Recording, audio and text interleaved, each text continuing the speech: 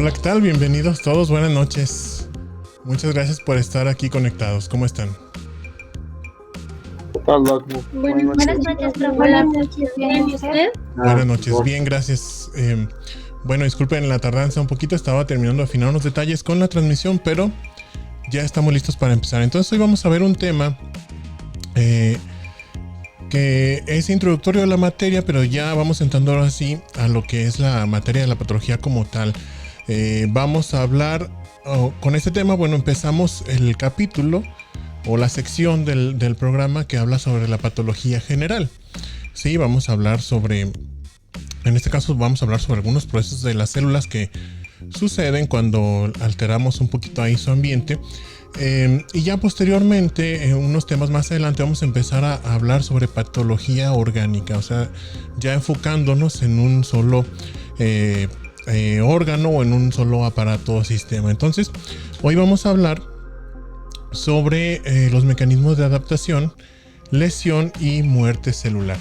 Bien, bueno, antes de continuar, si ya han visto ustedes que están ahorita tomando el curso alguno de los videos de este tema que tengo en el canal, van a darse cuenta que en esta edición estamos estrenando un poquito de material para tratar de hacer más didáctica la clase. Entonces es con esta finalidad, para que si algún detallito se me pasa de lo que vieron en otras prácticas, en otras exposiciones de este mismo tema, no tienen que ser necesariamente iguales, simplemente voy a tratar de abordar todo lo esencial. Bueno, vamos iniciando entonces. Cuando nosotros tenemos una célula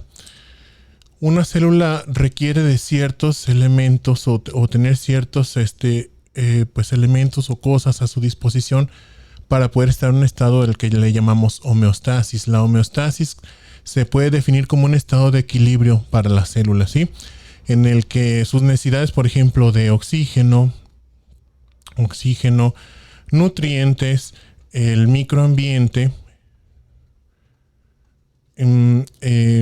están en equilibrio, ¿sí? Tiene lo que necesita, oxígeno suficiente y nutrientes suficientes para tener energía.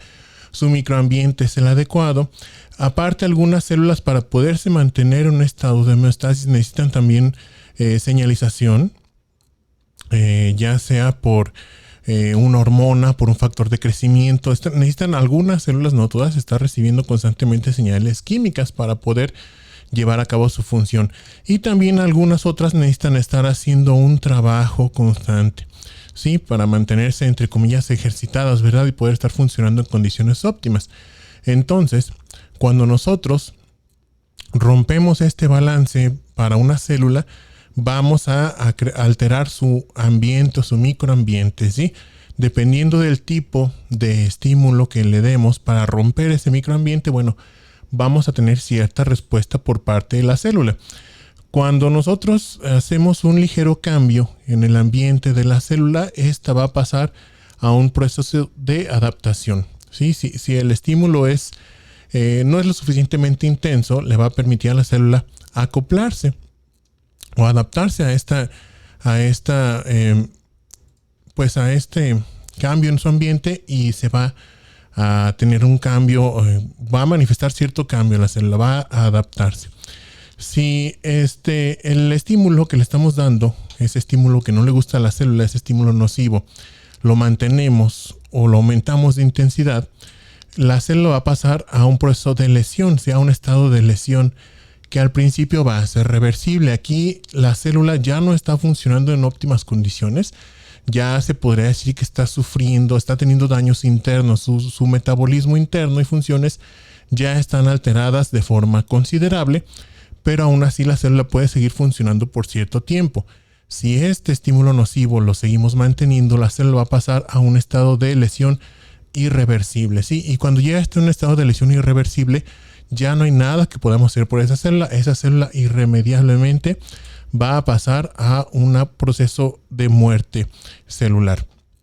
Bien, entonces estos procesos que ya describimos ahorita los podemos visualizar en este contexto. Son parte de un solo proceso continuo, ¿sí? No hay como que fronteras definidas bien que digan dónde es adaptación, dónde es lesión. sobre todo lesión reversible, irreversible, o dónde empieza ya el proceso de muerte, ¿sí? Son cambios muy sutiles que se van presentando en la célula y entonces todos forman parte de un mismo continuo. Bien, aún así, pues estos estados los separamos para poder entenderlos mejor, ¿sí? Para facilitar su estudio. Entonces, estos diferentes estados no necesariamente tienen que presentarse en cierto orden o secuencia. Aquí podemos ver que la célula de estar en homeostasis, ¿sí? Puede brincar, esta es la célula en homeostasis, puede brincar hacia un estado de adaptación, a un estado de lesión reversible o de lesión irreversible, dependiendo principalmente de dos factores: la intensidad del estímulo nocivo, la intensidad y el tipo, ¿sí? El tipo de estímulo nocivo. Por ejemplo, un estímulo nocivo que es muy dañino para la mayoría de las células es la isquemia. Cuando nosotros les quitamos los nutrientes y el oxígeno, eso las puede lesionar muy rápido, y sobre todo si es una isquemia que se presenta de forma abrupta, ¿sí? Como cuando vemos, por ejemplo, un infarto. O también si es un estímulo, a lo mejor, por ejemplo, un daño mecánico, una lesión química, pero que es muy intensa, eso también nos puede dañar a la célula directamente. Es decir, que no alcanza a adaptarse la célula, pasaría directamente a un estado de daño celular. ¿A cuál de los dos va a pasar? Bueno, va a depender nuevamente del tipo de estímulo al que le estamos sometiendo y de su intensidad. Si pasa a un estado de adaptación o de lesión reversible, estos dos, la célula puede todavía regresar a la homeostasis. Sin embargo, cuando la célula ya está en un estado de lesión irreversible, ¿sí? La lesión irreversible aquí, estado ya no se puede regresar, ya no se puede revertir. Su nombre lo dice, irreversible. Lo único que le queda a la célula es pasar a un proceso de muerte celular, ¿sí? ¿Cómo va a ser esa muerte? Bueno, dependiendo de las causas que la llevaron a morir a esa célula, puede ser principalmente por necrosis o apoptosis. Hay otros mecanismos que son como variantes de estos que ahorita vamos a ver, pero esos son los dos principales, la necrosis y la apoptosis. Entonces, vamos por partes, hablando primero sobre los mecanismos de adaptación. Los mecanismos de adaptación entonces se pueden definir como un cambio ya sea en el tamaño, el número, el fenotipo, la actividad metabólica o las funciones de la célula en su microambiente.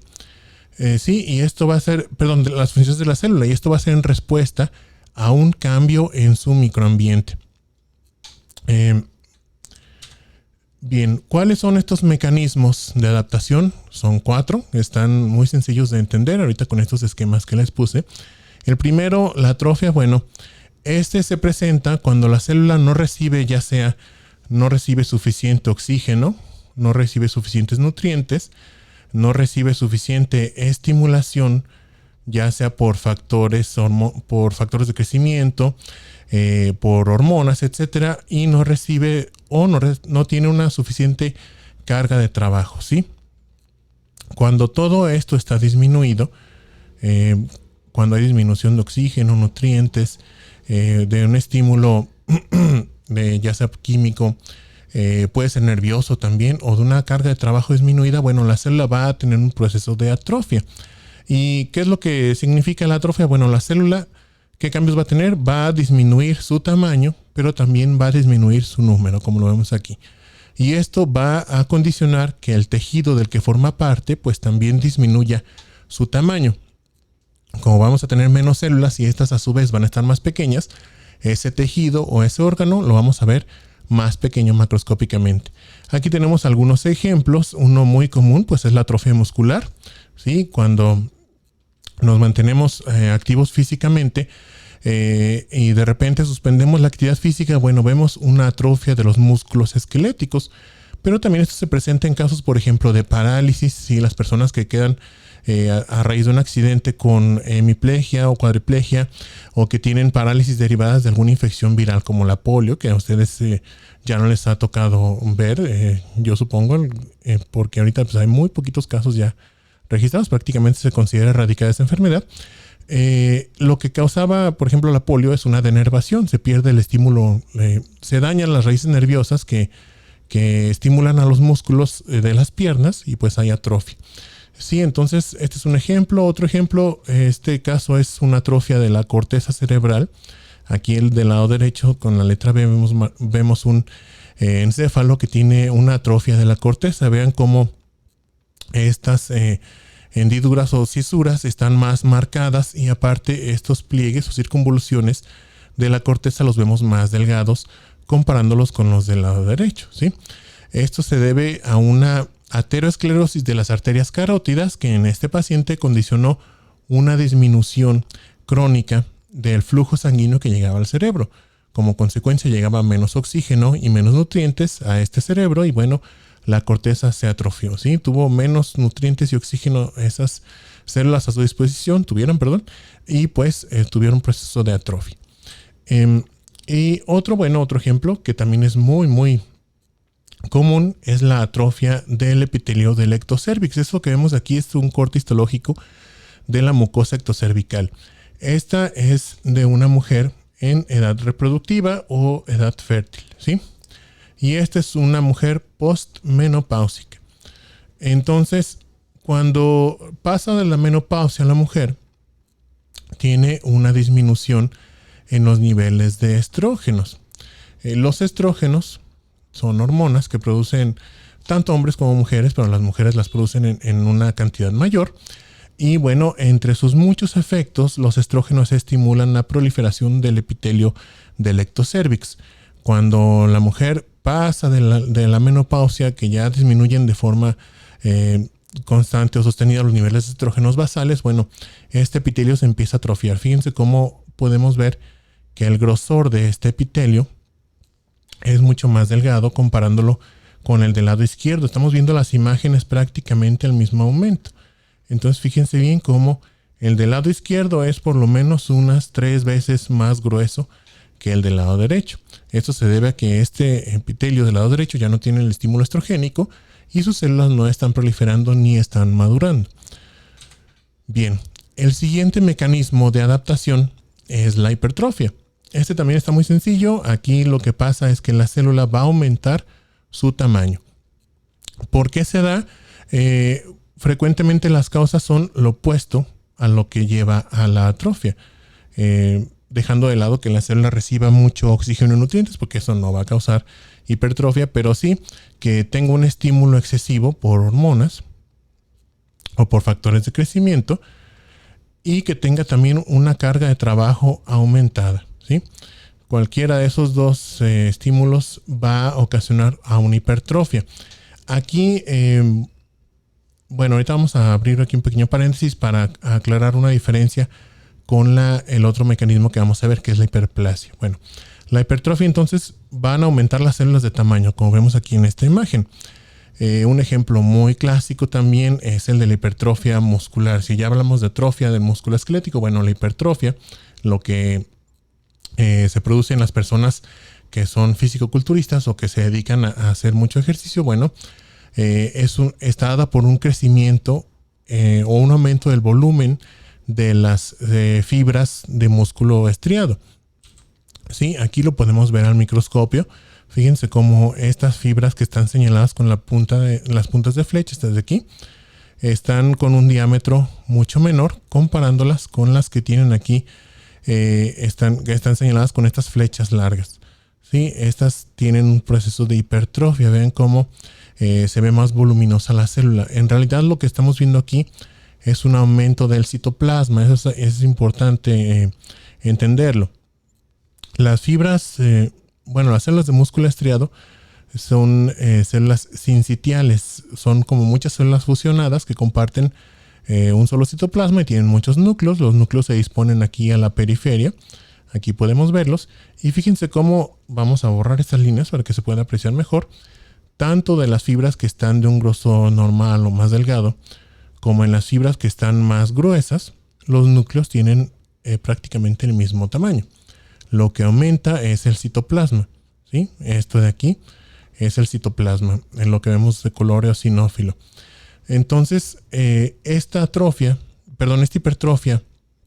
y por consiguiente también la atrofia, como es el proceso opuesto, se va a deber a una variación en la cantidad de organelos y de elementos del citoplasma de la célula, ¿sí? No a un aumento en la cantidad de sustancias o de componentes del núcleo. A la célula no le va a beneficiar realmente tener mucho más ADN. Entonces lo que va a aumentar o a disminuir, a variar en cantidad, son sus componentes citoplasmáticos, porque eso es lo que va a ayudarle a tener una mayor o menor función. Bien, el siguiente mecanismo de adaptación es la hiperplasia. Las causas son prácticamente las mismas que la hipertrofia. Un aumento en el estímulo hormonal o por factores de crecimiento, o un aumento en la carga de trabajo. Aunque aquí más frecuentemente vamos a ver el aumento en el estímulo, sobre todo hormonal, ¿sí? Pero también puede ser por factores de crecimiento. Entonces, ¿por qué se presenta a veces la hiperplasia y por qué se presenta a veces la hipertrofia?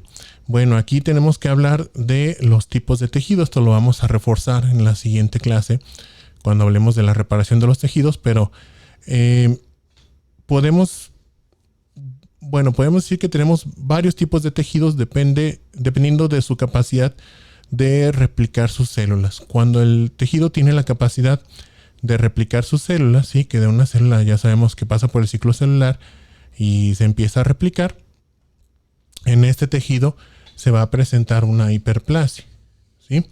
Si es un tejido que no tiene la capacidad de replicar sus células, entonces vamos a tener una hipertrofia. Y eso es la diferencia, o por qué se presenta una y por qué se presenta la otra, aunque tienen causas muy similares. Si el tejido puede replicar sus células, va a tener hiperplasia; si no, va a tener hipertrofia. Aunque muchas veces, sobre todo en los tejidos que pueden generar una hiperplasia, podemos ver ambos procesos, ¿sí? Por ejemplo, en el útero, cuando la mujer pasa por un embarazo, va a haber hiperplasia del músculo liso, pero también hipertrofia.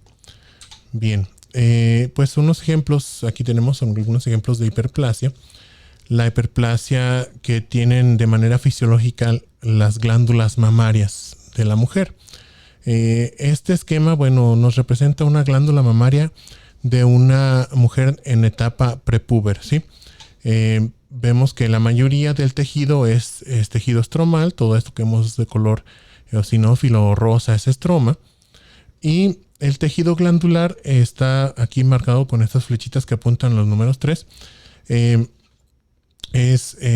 Son esos pequeños niditos, esos pequeños grupos de células glandulares. Lo demás también son elementos o componente ductal, ¿sí? Estos son ductos mamarios, los que estoy señalando en la fotografía de arriba.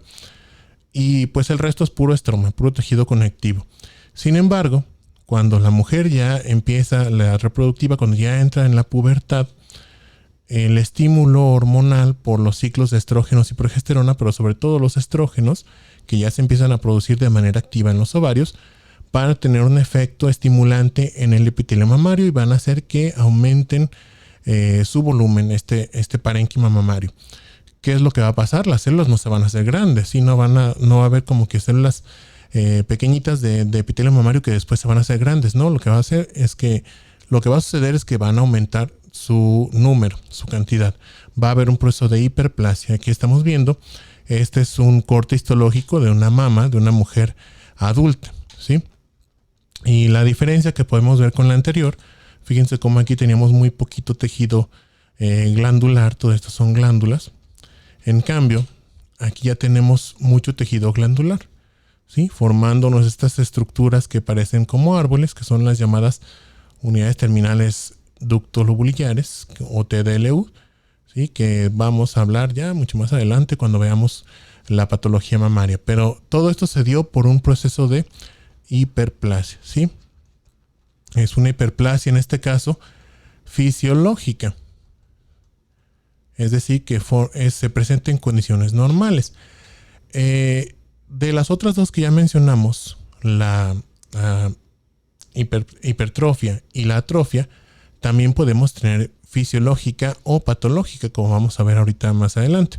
Sí, una atrofia, por ejemplo, fisiológica, sería la que causa la involución de las estructuras embrionarias, como el conducto tirogloso, como todas las estructuras del pronefros, mesonefros, etcétera, cuando se está formando el riñón.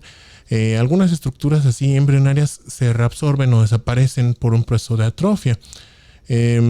También, por ejemplo, la atrofia que vimos del cérvix es una atrofia fisiológica. La atrofia esta que vimos de la corteza cerebral, esa sería una atrofia patológica. Fíjense cómo lo que le da el contexto de fisiológico, fisiológico o patológico, realmente es la causa, ¿sí? La atrofia se va a ver igual en el tejido, tanto si es fisiológica o si es patológica. Igual la hipertrofia e igual la hiperplasia. Lo que les va a dar ese contexto de ser fisiológicas o patológicas va a ser las condiciones en las que se presenten o cuál es la causa. Por ejemplo, la hipertrofia del tejido muscular por el ejercicio, bueno, es una hipertrofia fisiológica. En el caso de que tengamos, por ejemplo, un corazón que lo ponemos a trabajar de más porque el paciente o la persona tiene hipertensión arterial, el corazón se está esforzando más para bombear la sangre y esto hace que las fibras musculares del corazón sufran un proceso de hipertrofia que nos va a dar una cardiomegalia. Bueno, esa hipertrofia sería patológica porque detrás de ella hay un proceso patológico. Igual aquí, la hiperplasia también puede ser fisiológica como esta que vimos o patológica. ¿Sí? Esto es otro ejemplo de hiperplasia fisiológica. Aquí vemos cómo en esta mama, que es una mujer embarazada, es una mama en el embarazo, hay aún mucho más tejido glandular comparándola con la de la mujer adulta no embarazada. Sí, entonces nuevamente esto está dado por la estimulación hormonal por estrógenos y es un proceso de hiperplasia fisiológica.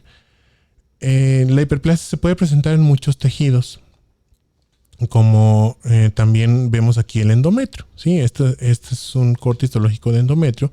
Estas son glándulas endometriales. Aquí vemos, este es un endometrio que está en fase secretora. El endometrio tiene distintas fases dependiendo de la etapa del ciclo, distintos aspectos dependiendo de la fase del ciclo menstrual de la mujer. Cuando ya está en fase secretora, quiere decir que ya se dio la ovulación y está en el periodo lúteo, cuando ya pasa del día 14. Sí, aquí como sabemos que el endometrio está en fase secretora, bueno, porque se están formando estas pequeñas vacuolitas. Fíjense cómo vamos a tratar de aislar una sola célula. La mitad que está aquí abajo se ve más denso el citoplasma y la mitad que está aquí arriba está como más clarita, tiene como una burbuja. Sí, ahí las células, esas son vacuolas subnucleares que le dan un aspecto. Si ustedes escogen una fila más o menos así de células, de estas células epiteliales y la aíslan de forma imaginaria, nos da el llamado signo de la tecla de piano. Yo creo que todos han visto el teclado de un piano, entonces es algo que se le parece más o menos visualmente y por eso lleva ese nombre. Entonces, este es un endometrio normal, ¿sí? Está en una fase proliferativa, nada más. ¿Qué pasa si nosotros sobreestimulamos a esta mujer con estrógenos? Si le damos un estímulo estrogénico elevado, entonces este endometrio va a empezar a proliferar porque los estrógenos tienen el efecto de estimular el crecimiento, la proliferación de las células del epitelio endometrial. Entonces vamos a tener un proceso de hiperplasia, aunque aquí sería una hiperplasia patológica. ¿Sí? ¿Cómo sabemos que esta es una hiperplasia endometrial? Bueno, porque estamos viendo aumentado el número de glándulas. Fíjense, esta es una glándula, esta de aquí es otra glándula, esta es otra glándula, y hay muy poquito estroma. Estas células que vemos aquí como entre redondas y alargaditas son el estroma, lo que se ve más claro, ¿sí? Estroma tejido conectivo. Entonces está disminuido el estroma contra el componente glandular o parénquima. Hay una proliferación del componente glandular, es una hiperplasia. El problema con la hiperplasia, sí, porque pues es algo que puede en algún momento llegar a causar preocupación. No quiere decir que sea como que la norma, pero sí hay que tenerla vigilada, porque para poder tener nosotros una hiperplasia de un tejido, en general vamos a tener que hacer una replicación más acelerada de sus células. No es siempre el caso. Por ejemplo, en hiperplasia de la próstata no hay una replicación acelerada de sus células. Lo que pasa es que baja la tasa de apoptosis. Si recuerdan, la clase pasada dijimos que para que la cantidad de células de un tejido se mantenga constante, por un lado necesitamos tener células proliferando y por el otro células muriéndose. Entonces, si nosotros bajamos la tasa de apoptosis de un tejido y sigue proliferando, se van a empezar a acumular las células, y es lo que pasa en la próstata. Pero aquí en el endometrio, aquí sí hay una proliferación acelerada de las células. Entonces, si nosotros estamos llevando a cabo una proliferación acelerada de células, una replicación acelerada, recuerden que toda esta proliferación estaba regulada por el ciclo celular, ¿sí? El ciclo celular, que ya saben que tenía sus fases G1, S, G2 y mitosis, y que en estas fases tenía sus puntos de control. Esos puntos de control, ya lo dijimos en la clase pasada, tienen la finalidad de evitar que una célula tenga una replicación errónea, ¿sí? Que el material genético no se copie de manera fiel al original y que por lo tanto se empiecen a presentar lo que llamamos mutaciones o alteraciones en el genoma original. Entonces, si nosotros aceleramos ese ciclo de replicación, se corre el riesgo de que eventualmente se empiecen a presentar mutaciones que no se puedan corregir porque la célula se está replicando y replicando y replicando constantemente. Es por eso que la hiperplasia, bueno, ya es un proceso que por lo general cuando se diagnostica pues tiende a ser vigilado y se trata de corregir, se trata de encontrar cuál es la causa y de quitarla o disminuirla para que disminuya este proceso de hiperplasia. No se deja evolucionar así nada más. ¿Por qué? Porque esta nos puede llevar al desarrollo de una lesión neoplásica, ¿sí? Si nosotros empezamos a tener mutaciones en las células y seguimos replicándolas de forma descontrolada o de forma acelerada, eventualmente esa replicación acelerada se nos va a convertir en una replicación descontrolada y eso es parte de la definición del cáncer. Entonces, la hiperplasia puede evolucionar. Aquí la estamos viendo. Esta primera imagen es de una hiperplasia. Una hiperplasia, bueno, vamos a poner hiperplasia endometrial sin atipia, ¿sí? La atipia es una parte de la definición de las neoplasias malignas. Es como una alteración en la morfología normal de la célula. Vamos a dejarlo así por lo pronto. En cambio aquí ya estamos teniendo, fíjense, las glándulas están mucho más abundantes. Esto sigue siendo endometrio, que tiene un proceso de hiperplasia, pero fíjense cómo están pegando una con otra y no tienen ya prácticamente nada de estroma. Ya no vemos tejido conectivo aquí, puras glándulas nada más. Muy poquito estroma. Esto de aquí que donde voy a rayar encima es estroma, ¿sí? Para que lo puedan visualizar más fácil, pero es realmente muy escaso. Todo lo demás es tejido glandular. Entonces, aparte de eso, de la disminución del estroma, ya estamos viendo algunos otros cambios en la morfología de las células epiteliales, que a lo mejor los núcleos ya no están organizados como deberían. Ya los vemos, por ejemplo, desacomodados ahí de su lugar. Podemos ver mitosis abundantes. Podemos ver que la morfología de esos núcleos es irregular. Y eso ya se nos convierte en una hiperplasia endometrial con atipia, ¿sí? Con atipia. Y esto ya es un paso previo al desarrollo de un cáncer. Esto de aquí ya es un carcinoma endometrial. El problema entonces con la hiperplasia es que obviamente esto dependiendo del tejido y de las circunstancias que la están ocasionando, se puede convertir en una neoplasia maligna. No siempre, ¿sí? De hecho, no es tan común como lo estoy haciendo a lo mejor que se escuche. Por ejemplo, la hiperplasia de la próstata, muy raras ocasiones se convierte en un cáncer de próstata. Pero hay otras hiperplasias que sí se pueden convertir en un cáncer. Una de esas es la del endometrio, o también, por ejemplo, la hiperplasia ductal de la glándula mamaria. Sí, entonces, dependiendo de dónde la estemos viendo, bueno, como que le damos un poquito más de vigilancia a ese proceso de hiperplasia.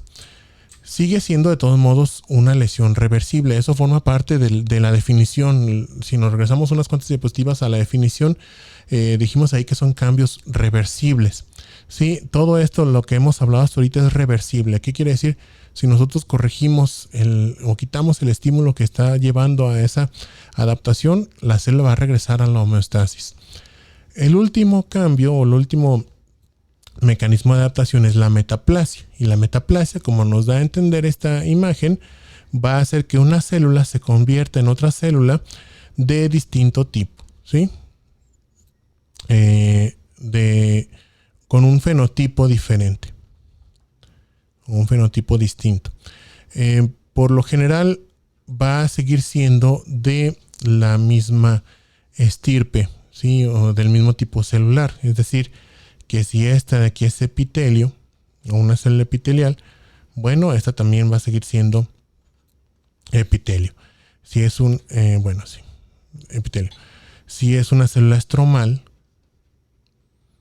va a seguir siendo algún otro tipo de célula estromal, pero distinta. Por ejemplo, una célula de epitelio escamoso se puede convertir en una célula de epitelio cilíndrico.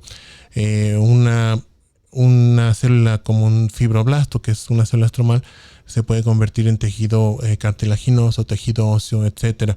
Esto va a depender del tipo de lesión al que estamos sometiendo.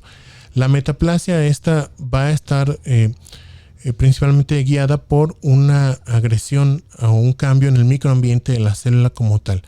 Una agresión directa contra la célula, algo que la está dañando directamente. Aquí ya no es porque tiene menos nutrientes o porque tiene una sobreestimulación hormonal. Aquí más bien se debe a algún cambio en la química de su microambiente que le está lesionando a esa célula. Entonces, ¿qué es lo que va a hacer la célula? Bueno, se va a convertir en una célula que sea más resistente. Eso es algo bien importante que les debe quedar claro. Este cambio no es al azar, ¿sí? No es como que la célula se cambie por algo así random al azar y a ver si tiene efecto.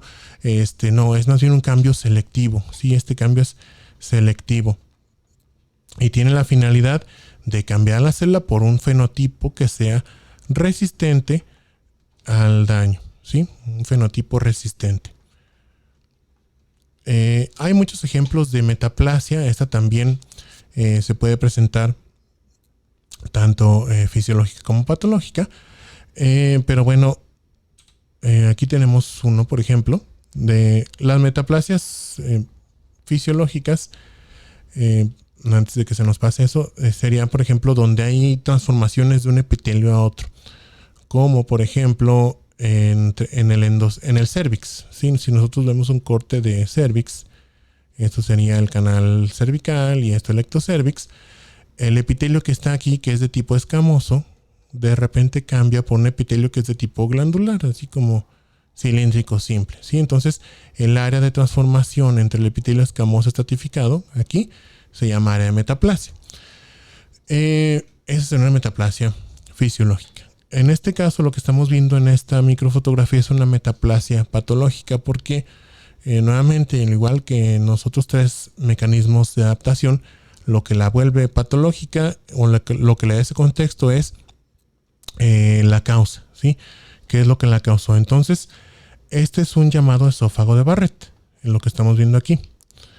Esófago de Barrett, ¿sí? Es una metaplasia intestinal. Barrett. Es una metaplasia intestinal del epitelio del esófago. El epitelio del esófago, lo estamos viendo aquí, el epitelio normal del lado izquierdo, es un epitelio escamoso, estratificado, no queratinizado, ¿sí? Y del lado derecho estamos viendo las zonas de metaplasia. Aquí empieza y todo esto es el área de metaplasia. Se está convirtiendo el epitelio escamoso estratificado en un epitelio de tipo intestinal.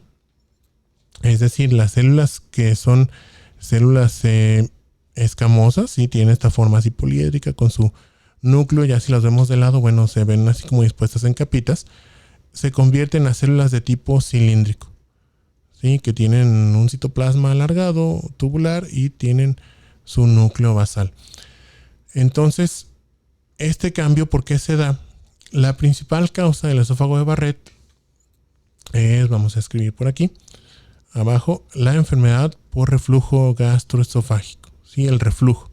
Ese regreso del material o el contenido que hay en el estómago hacia el conducto esofágico. Esos jugos gástricos o el contenido del estómago tiene, entre muchos otros componentes, por ejemplo, lo que hayamos comido en ese momento, también tiene ácido clorhídrico, ¿sí? Ácido clorhídrico que pues es un ácido fuerte que quema la mucosa del esófago. La mucosa del esófago, vamos a borrar esto para poder escribir aquí. La mucosa del esófago es una mucosa revestida por epitelio, entonces multicap, estratificado, no queratinizado. Estas células, los queratinocitos, tienen entre sí puentes celulares. Esto ya lo hablamos más o menos en el tema anterior. Tienen puentes entre una célula y otra, ¿sí? Que son desmosomas. Estos son enlaces bastante fuertes, lo que le brinda una resistencia mecánica pues muy importante al epitelio del esófago. Entonces, esto que hace que cuando nosotros comemos, si ingerimos algún alimento que tenga una consistencia más o menos dura y un poquito abrasiva, a lo mejor algo que no masticamos muy bien, no sé, al pasar por aquí, por el esófago, no va a dañar a ese epitelio, ¿sí? Al transitar por el esófago, no va a desgarrar esa mucosa porque el epitelio es muy resistente. Pero esta resistencia que tiene es nada más mecánica, no tiene una buena resistencia contra los ácidos. Entonces, ¿qué pasa cuando se da el reflujo gastroesofágico? Cuando el contenido del estómago se regresa, ¿sí? Cuando el contenido gástrico se regresa hacia el esófago, bueno, aquí va a causar lesión en la mucosa. Entonces, esta mucosa va a cambiar de un epitelio plano estratificado a un epitelio cilíndrico, ¿sí? Un epitelio cilíndrico de tipo intestinal. ¿Por qué? Porque este epitelio es muy resistente a las quemaduras por ácido, ¿sí? Este de aquí no, este es muy sensible. Entonces, es lo que vamos a ver en la metaplasia. En la metaplasia de Barrett o esófago de Barrett. Aquí estamos viendo esta zona de epitelio de tipo columnar o cilíndrico, que aparte tiene estas células que están señalando aquí las flechas, que parecen como pequeñas burbujas, muy redondas. Son células caliciformes que únicamente se ven en el epitelio de tipo intestinal, ahí en el tubo digestivo, ¿sí? El estómago no tiene. Bien. ¿Cuál es el problema? Bueno, de forma muy similar a lo que pasaba en la hiperplasia, aquí el ciclo celular se nos puede salir de control, pero aquí hay más riesgo todavía que en la hiperplasia. En la hiperplasia nada más estábamos acelerando el ciclo celular, ¿sí? Teníamos nuestra fase G1, SG2 y mitosis. Y entonces estábamos dando una vuelta y otra constantemente, ¿sí? De una forma acelerada hasta que eventualmente se podía presentar, dijimos, aquí en la fase de síntesis algún error y pues causarnos una mutación.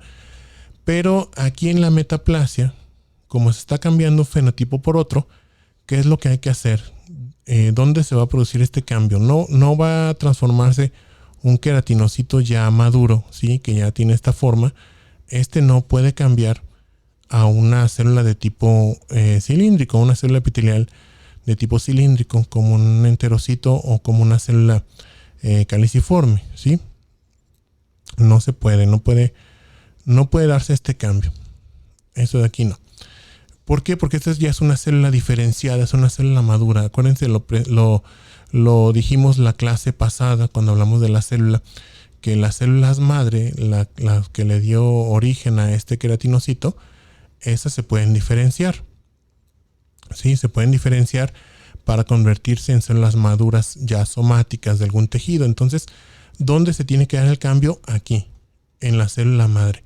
A esta célula madre se le va a reprogramar, bueno, no a reprogramar, realmente se van a empezar a apagar algunos genes y a expresarse otros en su genoma para que se convierta entonces, o para que ésta empiece a formar células de epitelio cilíndrico. ¿Sí? Como estamos aquí teniendo este proceso de pues cambio en la expresión de los genes, le vamos a poner entre comillas como una edición aquí del genoma de la célula, este es más susceptible de tener errores. O sea, no estamos nada más teniendo una replicación acelerada. Estamos teniendo una replicación acelerada más una reprogramación de la célula. Entonces aquí puede más fácilmente haber un error que nos conduce hacia un carcinoma, ¿sí? Hacia una célula ya cancerosa. Y es lo que pasa aquí en esta imagen, en este ejemplo. Aquí estamos viendo un esófago de Barrett, pues un corte histológico de un esófago de Barrett. Aquí está, por ejemplo, esta flecha señalando a una célula caliciforme, esas que les dije que están en el epitelio de tipo intestinal. Esta puntita de flecha nos está señalando el epitelio columnar, ¿sí? De la zona de metaplasia. Pero aquí esta flecha o esta punta de flecha larga nos está señalando, fíjense, voy a quitar estas anotaciones, esta glándula que está como que fuera del lugar, pero aparte las células que están revistiendo a esa glándula ya las vemos muy diferentes comparándolas con las que están aquí afuera, ¿sí? Si comparan estas células con cualquiera de las que están a la izquierda o a la derecha, las van a ver muy diferentes. Estas tienen, por ejemplo, algunas tienen núcleo redondo, otras tienen núcleo alargado, unas tienen núcleo en la parte más baja, otras en la parte más alta.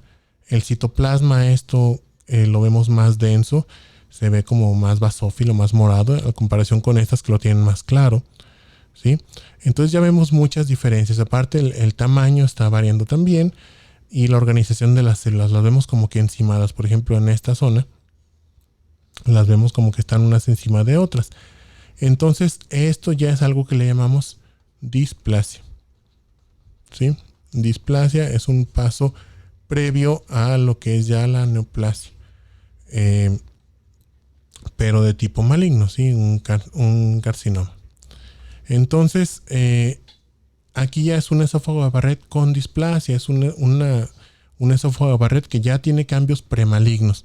Y al igual que la hiperplasia, bueno, en ciertas condiciones este se puede convertir con el tiempo en un carcinoma. Aquí lo que estamos viendo ya es un carcinoma invasor del esófago que surgió justamente de un esófago de Barrett, ¿sí? Todas estas son glándulas tumorales que están infiltrando al estroma. Y fíjense cómo las células, aunque no hemos hablado de neoplasias todavía, pero sí pueden apreciar que las células tienen núcleos más oscuros, núcleos más claros, de diferente tamaño y forma, y que las vemos pues todas desorganizadas.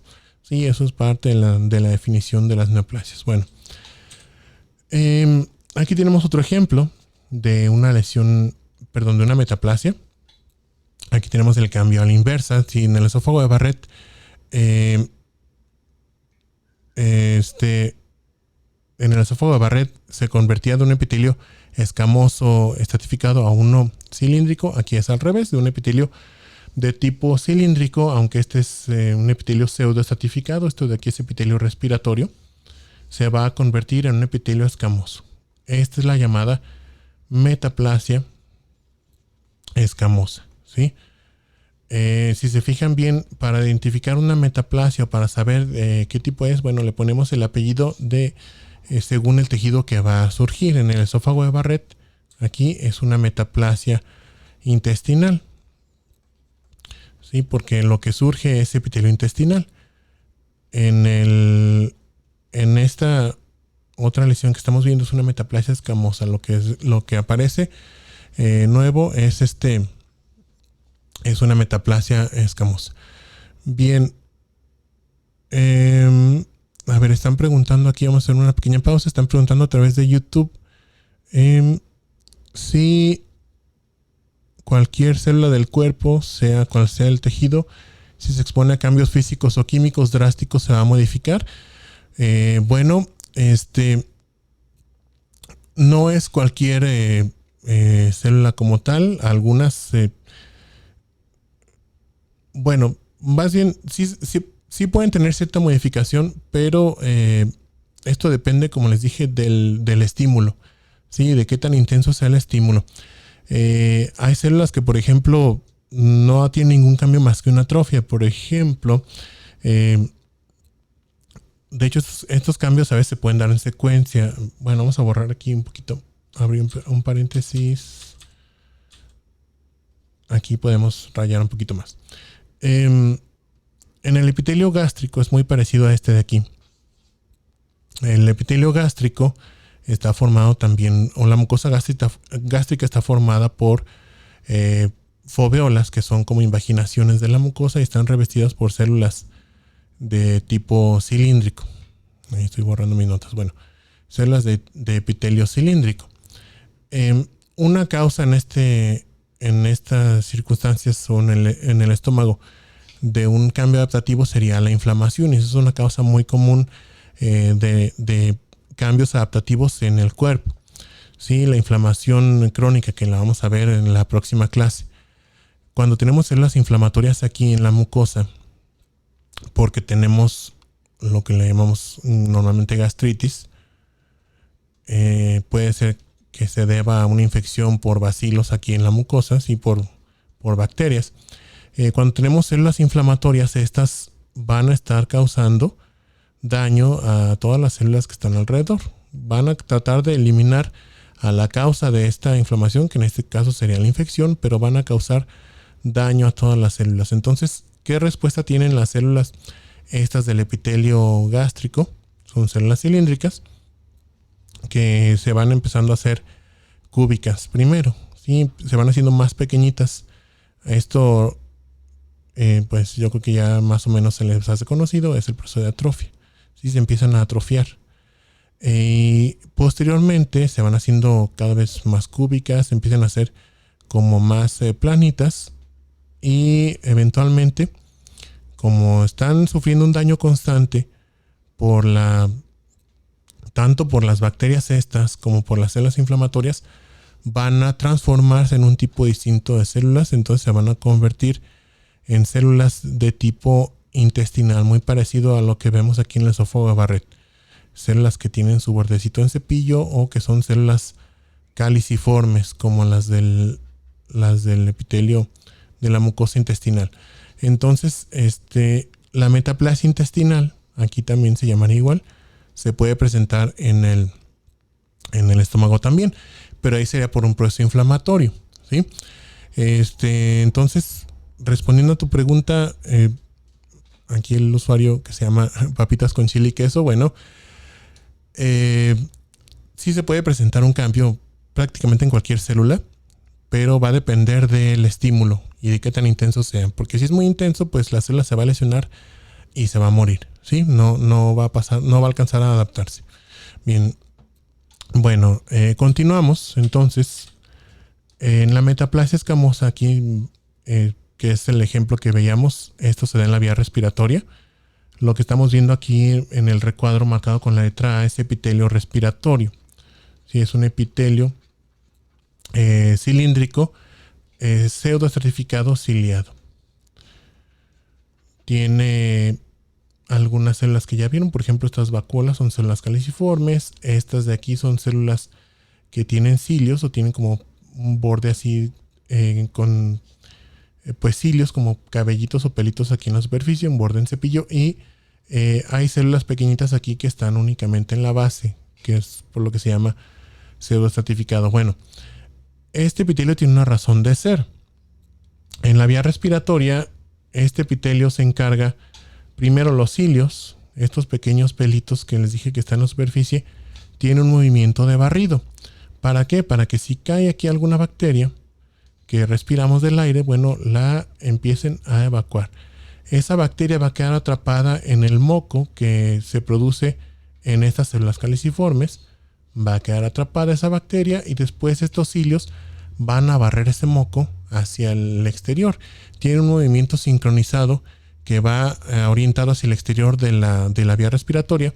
Llega hasta la glotis ese moco, y pues lo deglutimos, y esas bacterias son destruidas en el tracto digestivo. Entonces, este epitelio del tracto respiratorio pues tiene una razón de estar ahí, ¿sí?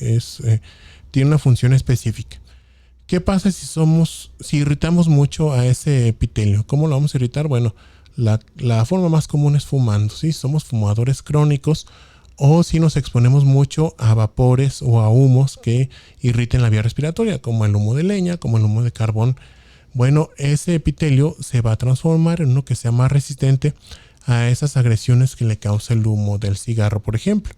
Este caso sería un epitelio escamoso. Sí, el epitelio escamoso es resistente, dijimos, no a las quemaduras por ácidos, pero sí a la agresión o la irritación que causa el humo de cigarro. Este sí es muy resistente. ¿Sí? Entonces se va a transformar en un epitelio escamoso.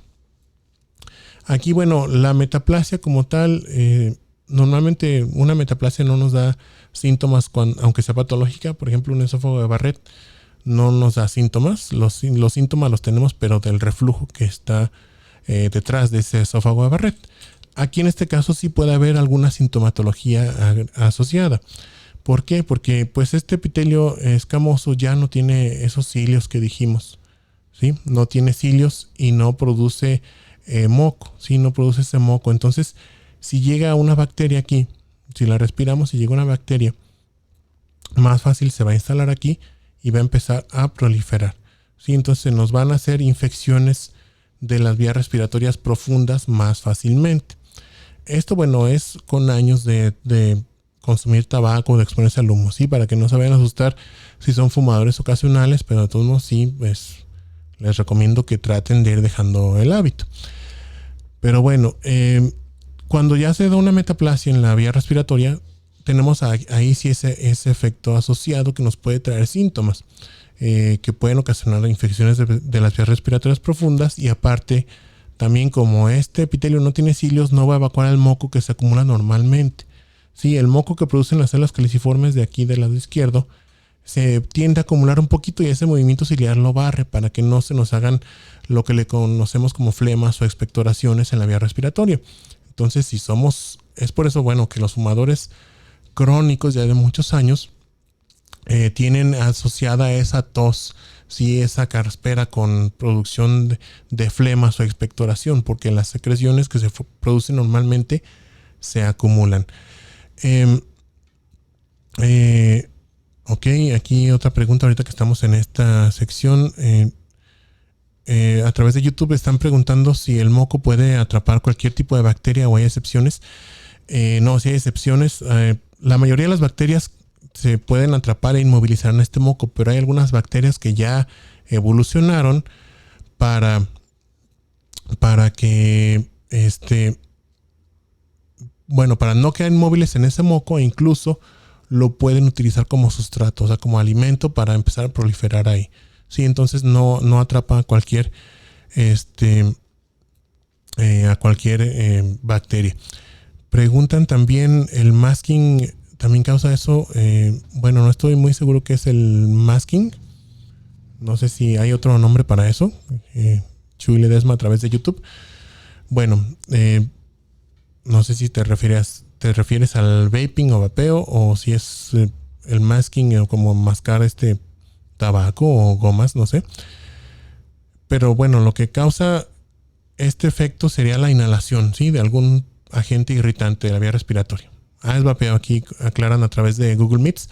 Sí, entonces el vaping, bueno, el vapeo o vaping, no sé bien si está asociado no he investigado la verdad si está asociado a metaplasia escamosa, pero sí se ha visto que está asociado a lesiones del parénquima. O sea, se han dado casos de muchachos jóvenes en la edad que están la mayoría de ustedes que presentan infecciones de vías respiratorias profundas o hasta neumonías asociadas al vapeo, porque sí se ha visto que afecta al parénquima profundo, sí causa inflamación. No sé si sea más bien aquí lo que pasa es que el humo del vapeo o el vapor, pues ese que inhalan, al parecer es como que más irritante que el humo del tabaco, ¿sí? Porque las lesiones tienden a aparecer más rápido. El humo del tabaco irrita, pero no es tan irritante como para causar de forma rápida o aguda una lesión del parénquima. Entonces lo que aparece primero es la lesión, pero en la vía respiratoria. Sí, espero que quede contestada tu pregunta, Chuy Ledesma. Bueno. Y bueno, aquí lo que estamos viendo, igual que en el esófago de Barrett, como que se nos empieza a descomponer todo esto, aquí el acomodo de las células y la morfología. Fíjense cómo conforme vamos avanzando empezamos a tener displasia, ¿sí? Todas de la letra C a la E son lesiones ya displásicas o cambios displásicos en el epitelio. Ahorita entiéndanlo eso como que es una desorganización nada más y cambios en la morfología. De hecho, hasta la F, ¿sí? Aunque aquí ya estamos teniendo una que le llamamos displasia de alto grado o cáncer in situ. Esta sería displasia leve, displasia moderada, aquí, displasia severa, y bueno, y aquí es un cáncer in situ o un cáncer localizado. Y pues se nos puede convertir ya ahora sí en un carcinoma invasor.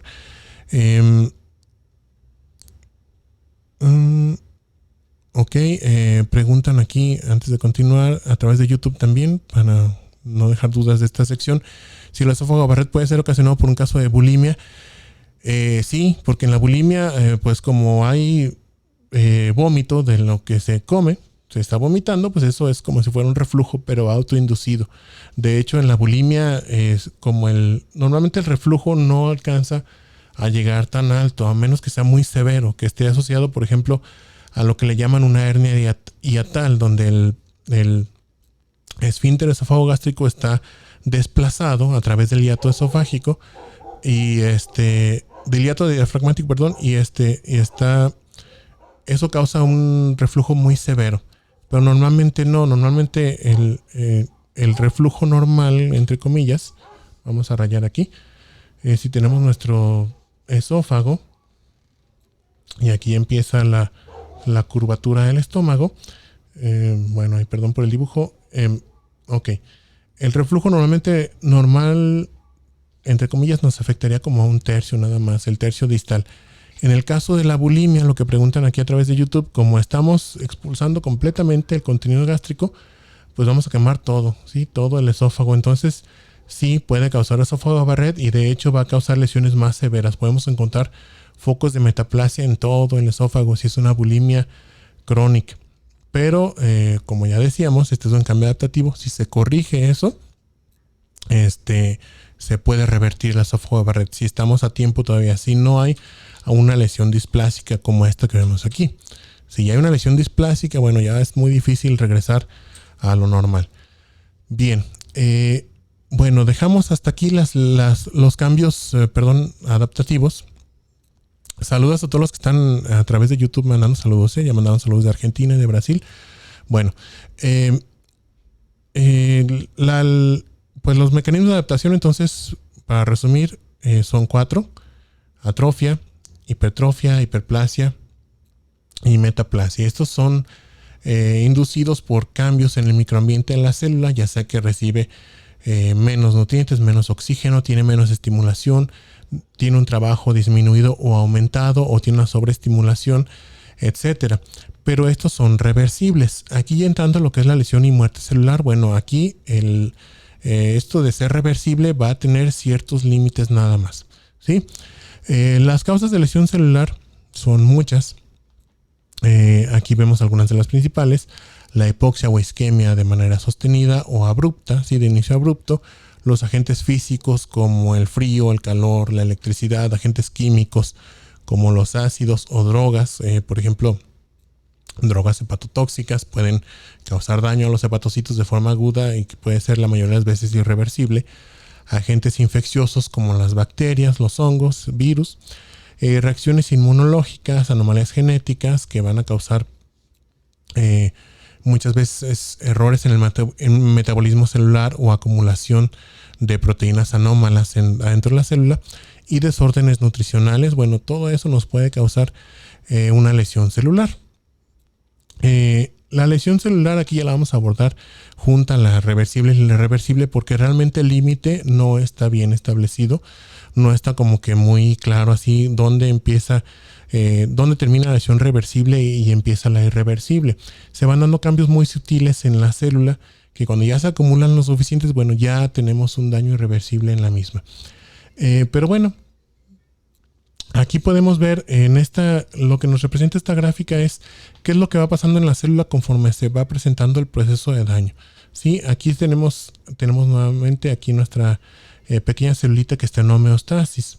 ¿Sí? Aquí está normal, en un equilibrio. Cuando empieza la lesión, aquí vamos a dejar de lado la adaptación. Vamos a suponer que la célula no se pudo adaptar, ¿sí?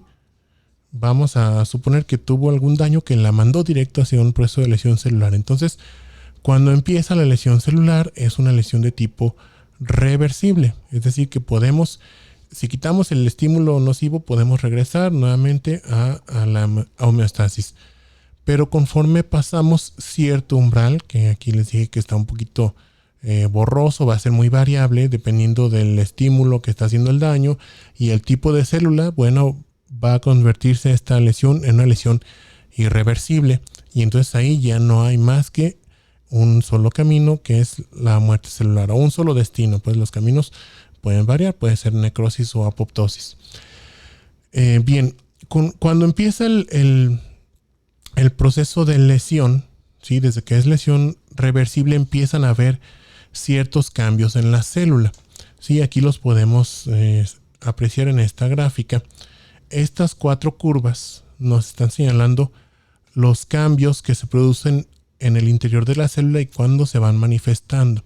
¿Sí? Aquí tenemos el efecto y tenemos el tiempo.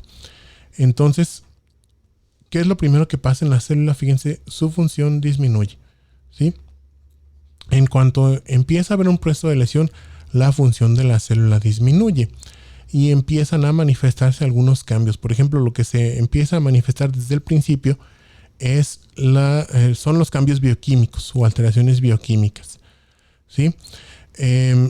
Después empiezan a manifestarse cambios ultraestructurales, es decir, en la ultraestructura de la célula. Eso es lo que veíamos en el microscopio electrónico.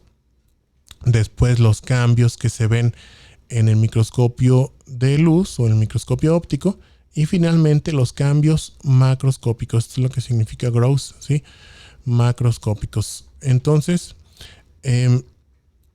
todos estos cambios empiezan desde etapas muy tempranas, pero se manifiestan ya en diferentes etapas, ¿sí? Del desarrollo de la lesión.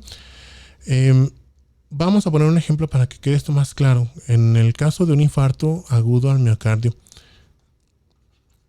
¿sí? Cuando hay un infarto agudo al miocardio, hay una isquemia de las células cardíacas. Es lo que lo va a desencadenar, ¿sí? Una isquemia es una reducción o una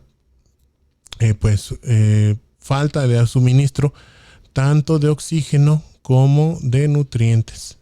La célula no tiene ni oxígeno ni nutrientes. Si únicamente no tiene oxígeno en una célula, eso se le llama hipoxia. Pero la isquemia es más severa. Esta no le deja a la célula nada con qué trabajar más que sus reservas. Entonces, cuando se presenta una isquemia, los cardiomiocitos, estas células musculares del corazón, aquí está más o menos una representada, estas ya saben que se están contrayendo, ¿sí? Se están contrayendo para hacer que lata ese corazón. Esa contracción va a disminuir o a detenerse completamente en la zona afectada. La zona que tiene el infarto va a dejar de contraerse. Entonces, fíjense, rápidamente decae la función celular. ¿Por qué?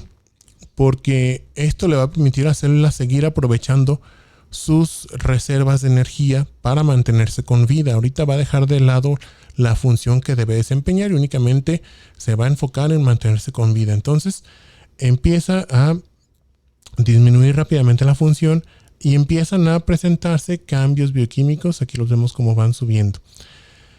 Esos cambios bioquímicos son lo primero que se puede detectar. Por eso, cuando una persona llega infartada a la sala de urgencias, no sé si ya han tenido oportunidad de visitar una sala de urgencias para hacer prácticas o hacer una guardia. Bueno, básicamente hay 2 estudios que se les toman a las personas que llegan con sospecha de infarto. Uno es el electrocardiograma y otro son las enzimas cardíacas, ¿sí? ¿Por qué? Porque con eso podemos detectar estos dos cambios que se presentan al inicio, cuando todavía es lesión reversible. El electrocardiograma, se basa en la contracción sincrónica y ordenada de todas las células cardíacas, ¿sí? Que empieza en el nodo sinusal, después se contraen las aurículas, la aurícula derecha e izquierda, luego pasa al nodo sinoauricular, se empiezan a contraer los ventrículos y entonces todo eso hace que la electricidad a través del corazón fluya en una dirección determinada. Cuando nosotros interrumpimos la contracción en alguna zona de ese corazón, bueno, empiezan a aparecer cambios en el electrocardiograma y es lo que, si ya han visto algún electrocardiograma con un infarto, a ver si me sale más o menos el dibujito, tenemos la onda P, tenemos el QRS y tenemos estos mentados subdesniveles o supradesniveles. En este caso sería un supradesnivel de la onda T. A ver si me sale QRS y aquí tenemos el supradesnivel así. ¿Sí? Entonces esto sería indicativo de que hay un infarto en esa persona. ¿Por qué? Porque la circulación eléctrica está alterada, porque las células no están contrayendo, está perdiéndose o disminuyendo la función. Y las enzimas cardíacas, estas de aquí, las vamos a poder detectar porque ya hubo cambios bioquímicos en la célula. Adentro de la célula de aquí, bueno, vamos a imaginarnos que es una célula cardíaca, ya hubo ruptura de microfilamentos contráctiles y demás que liberaron pues liberaron todas las enzimas cardíacas, todos sus componentes son los que se detectan en el plasma y eso es lo que podemos detectar en los pacientes infartados. Es por eso que se hacen estos dos estudios de cajón. En cuanto llega el paciente, inmediatamente se le empieza a dar un tratamiento. ¿Por qué? Porque si nos esperáramos, por ejemplo, a que hubiera cambios ultraestructurales, por eso no tomamos, o sea, es impensable decir, este paciente tiene sospecha de infarto, hay que tomarle una biopsia, ¿verdad? Y mandar la patología a ver si se infartó, porque olvídense, pues, cuando ya se presentan cambios ultraestructurales o en la microscopía óptica, aquí ya pasaron días, ¿sí? Días, y para eso el paciente, pues, ya está, pues, bien muertito, ¿verdad? Ya lo perdimos completamente. No podemos hacer eso. Entonces, desde que empieza una lesión reversible, se tiene que diagnosticar a este paciente y se le trata de dar tratamiento también, pues, para preservar la función de las células, para que esas células puedan regresar a la homeostasis. No siempre pasa esto. Evidentemente, muchas células que se ven afectadas por ese infarto van a pasar una lesión irreversible y después a la muerte, y eso va a dejar una cicatriz en ese corazón, pero pues se va a limitar el daño con el tratamiento oportuno y agresivo en el caso del infarto agudo del miocardio. Bien, entonces esto es lo que pasa cuando hay lesión en la célula, ¿sí? Que se pierde la función o declina así rápidamente, empiezan a haber cambios bioquímicos ultraestructurales visibles en la microscopía óptica y visibles macroscópicamente en ese orden. Bien, la lesión celular entonces dijimos que va a ser reversible o irreversible dependiendo de el tiempo en el que estemos o del tiempo que lleva de haberse iniciado. Una lesión reversible se puede definir como una serie de alteraciones estructurales y funcionales que se presentan en la etapa inicial del daño y que se puede corregir si este estímulo nocivo es removido, ¿sí? El resultado, este resultado de alteraciones en uno o más componentes celulares, principalmente las mitocondrias, las membranas y el núcleo de la célula, son los tres principales sitios donde se va a dañar la célula.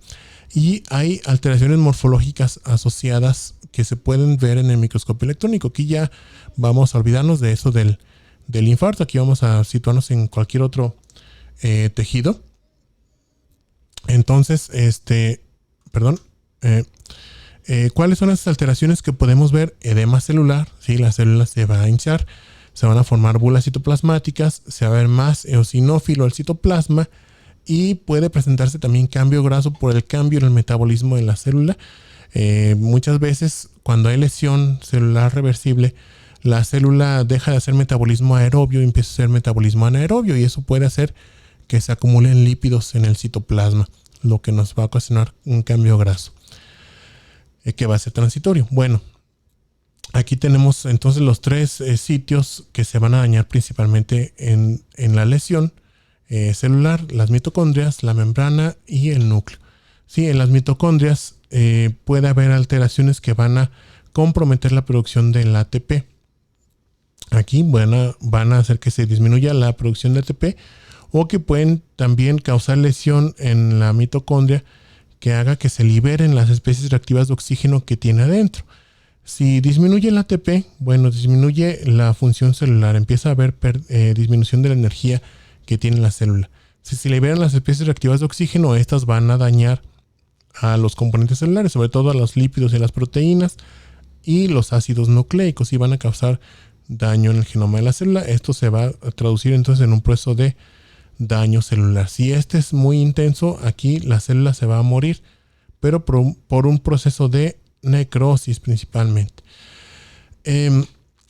Cuando hay daño a la membrana histoplasmática, bueno, eso también nos va a llevar casi siempre a un proceso de necrosis.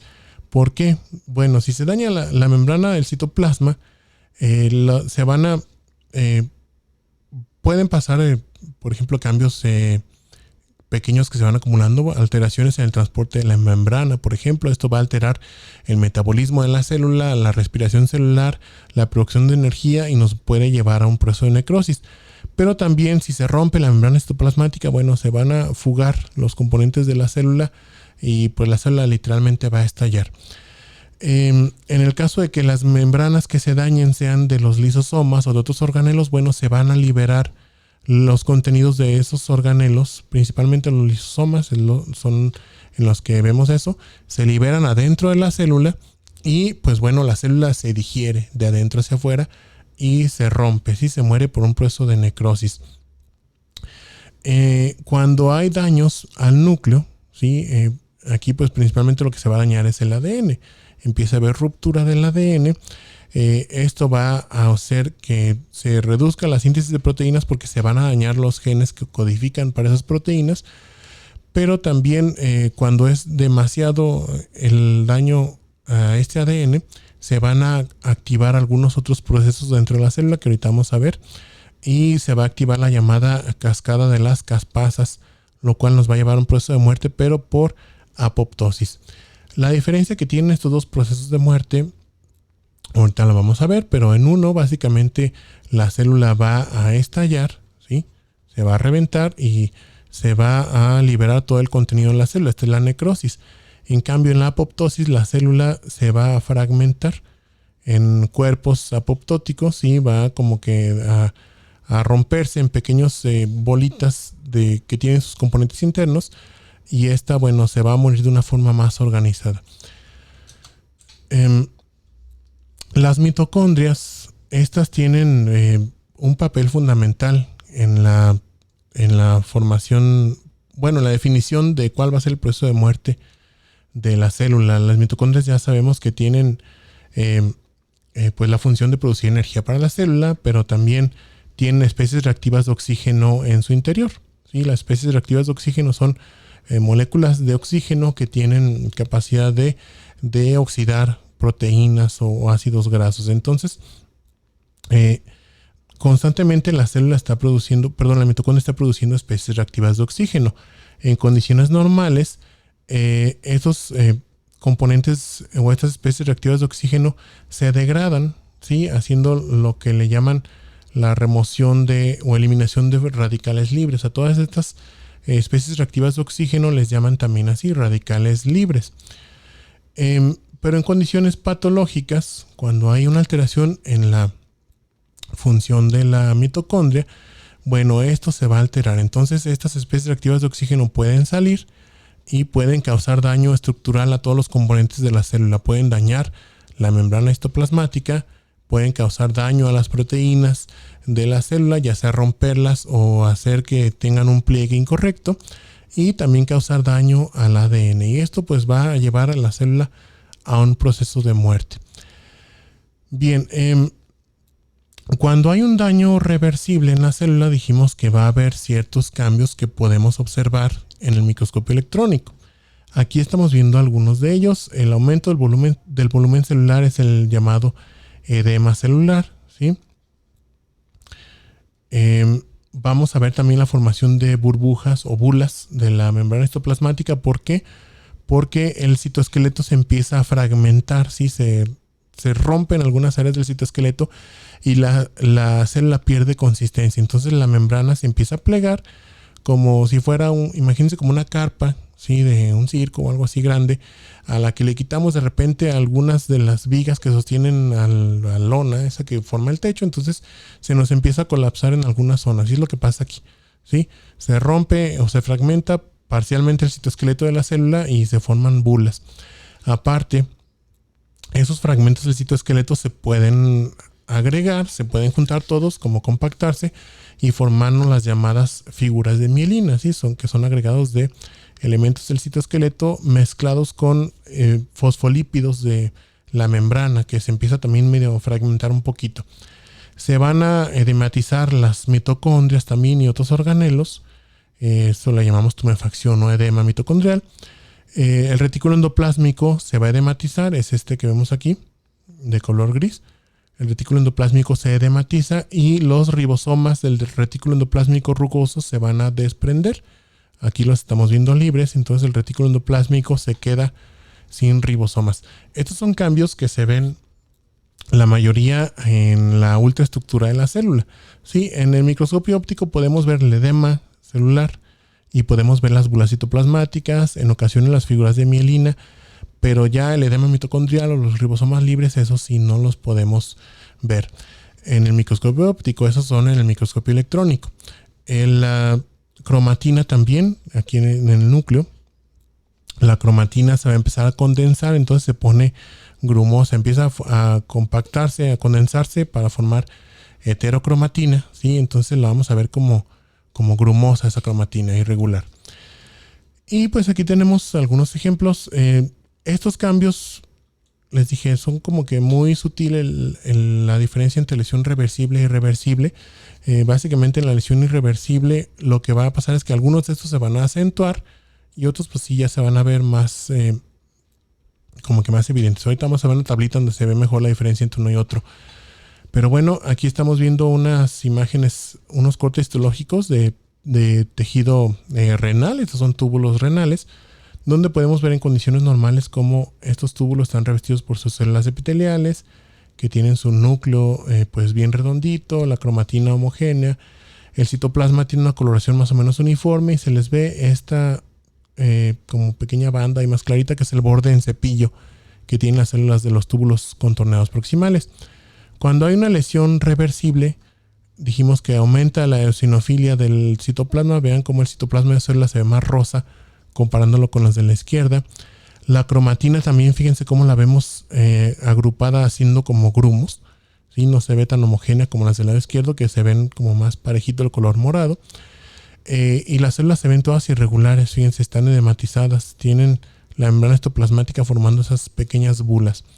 Aparte, las estructuras finitas como este borde en cepillo que estaba aquí, esas sí se pierden, ¿sí?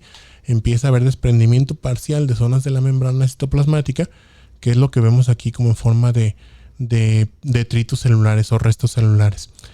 Ya en la lesión irreversible, bueno, aquí podemos tener ya mezclado un proceso de muerte celular, ¿sí? Algunas de estas células tienen una lesión irreversible, otras ya están muertas. Por ejemplo, esta, fíjense como ya la vemos completamente redondita, voy a quitar las líneas para que lo puedan ver mejor, está desprendida de las demás células. Vean cómo tiene espacios, es decir, de color blanco alrededor, de que ya está desprendida de las demás células, o sea que su citoesqueleto se fragmentó, los desmosomas que tenía también ya se soltaron, el citoplasma lo vemos todo vacuolado, como si tuviera burbujas adentro. Vemos algunas células como esta que ya no tienen núcleo, ¿sí? Que ya son células muertas. Entonces aquí es un proceso de lesión irreversible. En el estudio de la ultraestructura, bueno, también esto es de hecho más evidente. Acuérdense, los cambios en la ultraestructura se ven antes. En una célula normal podemos ver, aquí está el núcleo. Este es el borde en cepillo, ¿sí? Del túbulo, de la célula epitelial tubular aquí del riñón. Y estas pequeñas esferitas de color gris más oscuro son las mitocondrias. Cuando hay lesión reversible, fíjense cómo el núcleo se ve como que más compactado. Este es el núcleo. Y la cromatina se ve grumosa. Hay más heterocromatina. El borde en cepillo que debería estar aquí, ya no lo vemos, como del lado izquierdo. Y aparte las mitocondrias están edematizadas. Fíjense, aquí les voy a señalar una sola mitocondria. Están mucho más grandes que las que vemos aquí del lado izquierdo, ¿sí? Y del lado derecho, bueno, este ya es un proceso de lesión irreversible o necrosis. Estos procesos de lesión irreversible y necrosis tienden como que a sobreponerse o a superponerse, perdón. Y a veces es difícil ver ya la diferencia entre uno y otro. Entonces, aquí el núcleo, por ejemplo, lo vemos. Este es el núcleo de la célula. Ya está más compacto, la cromatina ya está condensada, es casi pura heterocromatina, que ya no es funcional. Las mitocondrias, aquí están marcadas con la letra M, fíjense, están grandísimas, están muy redondas y ya no se les ven esas crestas, ¿verdad?, que tienen aquí adentro, porque ya tienen ruptura de su membrana mitocondrial también. La membrana histoplasmática aquí ya no se puede ver, ¿sí? Aquí sí hay todavía, está definida más o menos la membrana histoplasmática. Aquí hay ruptura de la membrana e incluso están fugando componentes de la célula. Y esto de aquí es parte del citoplasma de la célula que se está fugando hacia el exterior. Esto ya es un proceso de necrosis. Nuevamente aquí vemos un acercamiento a las mitocondrias y al retículo endoplásmico. Podemos ver aquí, estas son mitocondrias en un proceso de lesión reversible donde están edematizadas y vemos estos pequeños puntitos. Aquí les voy a señalar un grupo. Son ribosomas libres. Del lado derecho, las mitocondrias ya están muy edematizadas, están redondas, ya no tienen estas crestas de su membrana interna, ¿sí? Y aparte ya no vemos tampoco los ribosomas, ya se desnaturalizaron. Entonces ya es una célula que está a punto de destruirse. Bueno, para terminar, vamos a hablar sobre los tipos de muerte celular, ¿sí? Los tipos de muerte celular principalmente son dos, la necrosis y la apoptosis. Aunque hay otros procesos que vamos a ver ahorita así muy brevemente.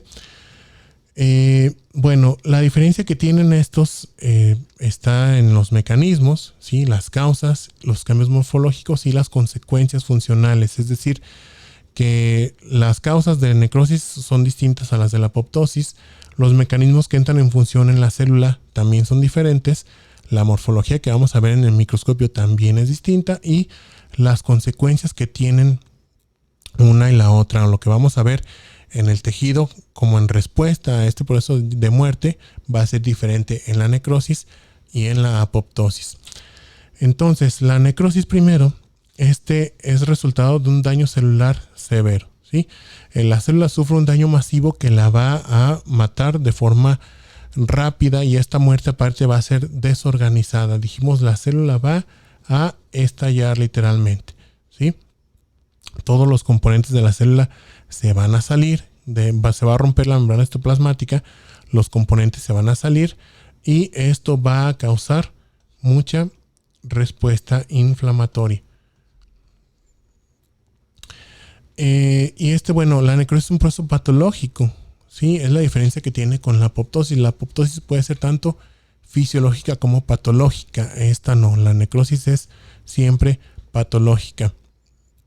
Y pues aquí está lo que les decía, ¿verdad? Los contenidos son liberados al medio extracelular causando inflamación. Bueno, las características de la necrosis son estas. Hay disrupción o ruptura de las membranas celulares que causa adentro de la célula, va a hacer que se liberen los contenidos de los lisosomas y pues ya en la parte externa de la célula va a hacer que se rompa la membrana histoplasmática y se liberen los contenidos celulares hacia el exterior. Adentro de la célula hay fuga de enzimas lisosomales por este daño a la membrana lisosomal, ¿sí? Que va a seguir dañando los componentes intracelulares. Y afuera de la célula va a haber inflamación local en respuesta a la liberación del contenido intracelular. ¿Por qué? Porque todo este contenido intracelular, este término lo vamos a explicar mejor en la próxima clase, pero funciona como agente quimiotáctico. Un quimiotáctico o una quimiosina, ¿sí? Un agente quimiotáctico o quimiosina es una sustancia, ¿sí? una sustancia X, puede ser cualquiera, que va a causar inflamación. Ahorita lo vamos a dejar así para que se entienda más o menos, ¿sí? Bien. La necrosis tiene distintos patrones morfológicos, es decir, hay distintas formas en las que la podemos ver macroscópicamente, dependiendo del tipo de necrosis. Esto va a depender de en qué órganos se está viendo este proceso, las causas de esta necrosis y el tejido que se está muriendo. Bueno, ¿cuáles son estos patrones? Son muchos. Aquí vemos algunos de los principales: necrosis coagulativa, leucofractiva, gangrenosa, caseosa, grasa o fibrinoide. Y esto pues depende del tejido en el que se presente, les dije, y pues la causa de esa necrosis. A nivel microscópico podemos ver un cambio más aparte de lo que ya dijimos en el proceso de necrosis, que serían cambios en el núcleo. El núcleo puede pasar por alguna de esas tres etapas. Aquí, bueno, no vamos a ponernos a hacer debate porque realmente no hay algo como que todavía aceptado completamente. Algunos autores dicen que estos tres cambios se dan en secuencia, ¿sí? Que empieza a haber primero pignosis, después cariorexis y después cariólisis o cariolisis. Algunos otros autores dicen que esto se puede dar al azar, dependiendo de la célula y de las causas por las que se murió. Se puede presentar pignosis, cariorexis o cariolisis. Nosotros nada más vamos a describir en qué consisten, no vamos a encasillarnos así como que sean necesariamente en orden. Entonces, la pignosis, que es lo que van a ver más frecuentemente cuando ven un tejido necrótico al microscopio, es, como le vemos aquí, una condensación del núcleo. El núcleo se vuelve pequeñito y denso, ¿sí? Y la cromatina se condensa toda y pues lo vamos a ver como un núcleo pequeño y muy oscuro o hipercromático. La cariorexis es, como lo estamos viendo aquí, una fragmentación del núcleo, ¿sí? El núcleo se compacta y se fragmenta. Y la cariolisis o cariólisis, esta, aunque por este sufijo lisis tendríamos a pensar como que el núcleo se disuelve o se destruye, realmente lo que pasa es que los ácidos nucleicos que están ahí, ¿sí?, el ADN se desnaturaliza, ¿sí? Entonces se van a estirar estas proteínas. Esto va a hacer que pierda su carga eléctrica, ¿sí? Ya no va a tener carga eléctrica negativa, va a perder su carga y ya no se va a pintar con la hematoxilina. Entonces el núcleo sigue estando ahí, pero ya no se puede pintar con la tinción y lo vemos como si estuviera ausente, como si estuviera borrado, ¿sí? A veces se puede ver la silueta, entonces se ven una imagen que le llaman algunos autores como núcleos así fantasma. Bueno, estos patrones morfológicos de la necrosis van a variar entonces dependiendo del órgano en el que estemos y la causa de la necrosis. Este es un ejemplo de necrosis isquémica. Esta se ve en los infartos, ¿sí? La isquemia, acuérdense, pues es una interrupción del oxígeno, de los nutrientes a un tejido. Entonces eso es lo que pasa en los infartos. Y bueno, esta necrosis tiende a ser muy localizada. Aquí le estamos viendo, este es un fragmento de riñón donde en la corteza y parte de la médula estamos viendo una zona de infarto, esta que se ve de color amarillo. Y a nivel microscópico también se puede delimitar. ¿Por qué? Porque como se interrumpió la circulación en una arteria, únicamente se va a morir el tejido que depende de las ramificaciones de esa arteria, ¿sí? Vamos a suponer que aquí venía una arteria de las arqueadas, entonces aquí ya salían más arterias aquí y esta se tapó a este nivel, entonces todo este tejido se nos necrosó. Pero de este lado hay otra rama y aquí hay otra rama más, entonces pues esto sigue estando viable. Y a nivel microscópico lo podemos ver, fíjense cómo, bueno, si trazamos una línea más o menos aquí, podemos dividir entre la zona de infarto, que está del lado derecho, y la zona pues residual. ¿Cómo le hacemos para diferenciar una de la otra? En la zona de infarto, fíjense bueno, vamos a señalarlos primero. Los túbulos que están aquí Todos estos son túbulos renales. Aquí estoy señalando uno y aquí estoy, este está bien, señalando otro. Fíjense cómo el del lado derecho en sus células epiteliales ya no tiene núcleos. En cambio el del lado izquierdo sí. Es como sabemos que las células de la derecha ya están muertas y la de la izquierda siguen estando viables. ¿Sí? Entonces aquí pues los infartos se pueden delimitar por lo general muy bien tanto macroscópicamente como microscópicamente. Como todas estas células tienen un proceso de necrosis, bueno, vemos también muchas células inflamatorias. Todas estas celulitas que vemos aquí agrupadas son células inflamatorias y hay también áreas de hemorragia, porque esa necrosis causa daño a las células que quedan ahí vivas todavía, como las células del tejido conectivo, y pues causa hemorragia local. Este es otro tipo de necrosis, esta es la necrosis licuefactiva. Y como su nombre lo dice, bueno, el tejido se va a licuar, ¿sí? Se va a destruir completamente. La diferencia que tiene la necrosis coagulativa, se me pasó a decirlo. Fíjense cómo, voy a quitar las líneas para que se pueda ver mejor. Los túbulos siguen organizados, siguen como que en su posición como estaban. Sí, eso es una diferencia que vamos a ver ahorita comparada con la necrosis licuefactiva.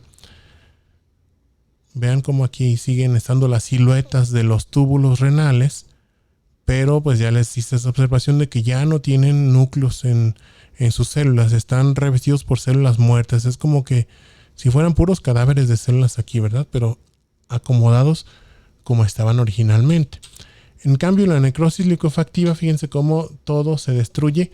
Aquí vemos un fragmento de parénquima cerebral y en esta zona del centro, toda esta zona del centro, hay un proceso de necrosis. Entonces ya no se ven más que células inflamatorias y detritus celulares, restos celulares amorfos. No se ve el tejido organizado como estaba. Este tipo de necrosis licuefactiva se ve más frecuentemente aquí en el sistema nervioso central y aparte se ve asociada a la infección por microorganismos. Los microorganismos muchas veces producen enzimas que destruyen a las células.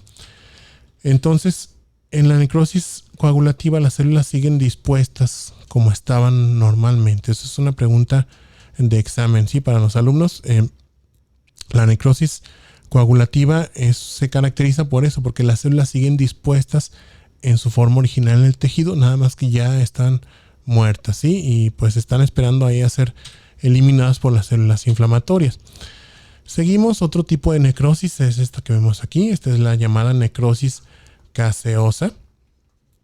Eso de caseosa viene de la palabra queso, ¿sí? Por el parecido que tiene esta necrosis, es el área de necrosis, con el queso, es así de color blanquecino, grumoso, ¿sí? Pues así se la figuró al primer patólogo que la describió, entonces se le quedó ese nombre de caseosa. Y este tipo de necrosis es muy particular porque se presenta en algunos casos muy más o menos específicos. No quiero decir que sea específica de una patología, pero se ve más frecuentemente esta en la tuberculosis, ¿sí? En la TB o tuberculosis. Entonces, cuando la vemos en un tejido como este es tejido pulmonar, esto es pulmón. Cuando vemos estos nódulos así de necrosis caseosa, bueno, inmediatamente pensamos en tuberculosis hasta que no demostremos lo contrario, ¿sí? Aquí la podemos ver, también esta la podemos encontrar en ganglios linfáticos, como este caso. Este es un ganglio linfático, ¿sí? Todo esto es un ganglio linfático, es un corte histológico completo. Y estas zonas que se ven más pálidas, más eosinófilas o rosas, son nódulos que se llaman granulomas. Y eso lo vamos a describir en la próxima clase, qué son los granulomas. Pero son granulomas y dentro de esos granulomas encontramos estas células gigantes en el caso de la tuberculosis. Y pues aquí encontraríamos también, si los hubiera, pues los bacilitos, ¿verdad? Que causan la tuberculosis, esas bacterias. La necrosis grasa, que es la que vemos aquí, esta se ve justamente en el tejido graso, como lo dice su nombre. Está más asociada a los eventos de pancreatitis aguda. La pancreatitis aguda es una inflamación aguda del parénquima que causa necrosis. Ahí en el parénquima del páncreas, y pues como este órgano está cargado de enzimas que pueden destruir fácilmente los lípidos y las proteínas, si se empiezan a romper sus células, olvídense, es un moridero de células. Hay un montón de necrosis que se hace porque son bombitas de enzimas sus células. Cuando rompemos una, se rompen las vecinas y así se hace una reacción en cadena que se va amplificando. Entonces, en las pancreatitis agudas muchas veces se hace mucha necrosis tanto del páncreas como del tejido adiposo que está ahí en los omentos y en el peritoneo. Entonces, pues así es como se ve la necrosis grasa. Macroscópicamente se ve de color blanquecino porque las grasas se empiezan a saponificar y se empieza a depositar calcio en estos grupos de adipocitos muertos. Entonces esto, bueno, le sirve al cirujano cuando está operando a estos pacientes con pancreatitis aguda para saber qué tanto cortar, ¿verdad?, del tejido. Aquí es como lo vemos al microscopio, ¿sí? Vemos pues adipocitos, pero que ya están necróticos. Hay muchos detritos celulares aquí, todo esto. Vamos a acelerar un poquito, ya casi terminamos el tema. La necrosis fibrinoide, esta que vemos aquí, esta se ve muy frecuentemente en las vasculitis. ¿Sí? Esta es una arteria, aquí la estamos delimitando. Aquí estaría la luz de la arteria, es la que tiene eritrocitos. Y hay necrosis, hay inflamación y necrosis parcial de su pared. Y se está depositando este material que vemos aquí rosita, lo que estoy rayando aquí. Ese es un material que se ve parecido a como se observa la fibrina, ¿sí? Entonces, como se ve parecido, pero no es lo mismo, le pusieron fibrinoide, ¿sí? Cuando escuchen este término o que vean este sufijo en alguna palabra aquí, quiere decir como parecido a, ¿sí? Pero no es. Entonces parece fibrina, pero no es fibrina. Bueno, la apoptosis, que sería la segunda causa de muerte más como principal, pues en las células, esta es una forma de suicidio, entre comillas, celular. ¿Sí? La célula echa a andar una serie de mecanismos que van a hacer pues que tenga un proceso de muerte. Esta se da de forma fisiológica para eliminar células no deseadas, ¿sí? O células que están muy dañadas o células potencialmente dañinas como las células cancerosas. Y bueno, la diferencia que tiene con la necrosis es que es una forma de muerte organizada. En la necrosis dijimos la célula estallaba, ¿sí? Estallaba, aquí no, aquí la célula se va a separar en cuerpos pequeñitos que se llaman cuerpos apoptósicos. Y esta, por lo mismo de que se da de forma organizada, no inicia una respuesta inflamatoria. Bien, aquí vemos el proceso de apoptosis resumido. La apoptosis tiene dos vías, la vía mitocondrial y la vía extrínseca, ¿sí? En la mitocondrial es la intrínseca, la extrínseca depende de un factor externo. Rápidamente, porque de todos modos este proceso lo vamos a repasar después en otros temas. ¿Qué es lo que pasa adentro de la mitocondria? Ya habíamos dicho en el tema anterior que hay sustancias que deben estar siempre ahí, que no deben salir. Una de las principales es el citocromo, ¿sí? Cuando hay alguna lesión en el ADN de la célula o en la mitocondria misma, se pueden abrir poros que permiten la salida del citocromo. Aquí lo estamos viendo. Hay proteínas que estabilizan la membrana mitocondrial para evitar que se formen esos poros. Se llaman proteínas antiapoptóticas. Una de las principales, esta es una familia muy grande, pero una de las principales es la proteína BCL2, que va a antagonizar a estas proteínas llamadas BAX y BAC. Si estas proteínas BAX y BAC tratan de abrir poros aquí en la membrana citoplasmática para que salga el citocromo, entonces BCL2 va a bloquear a esas proteínas. Cuando hay algún daño en el genoma de la célula, se van a activar otros mecanismos que van a antagonizar a BCL2.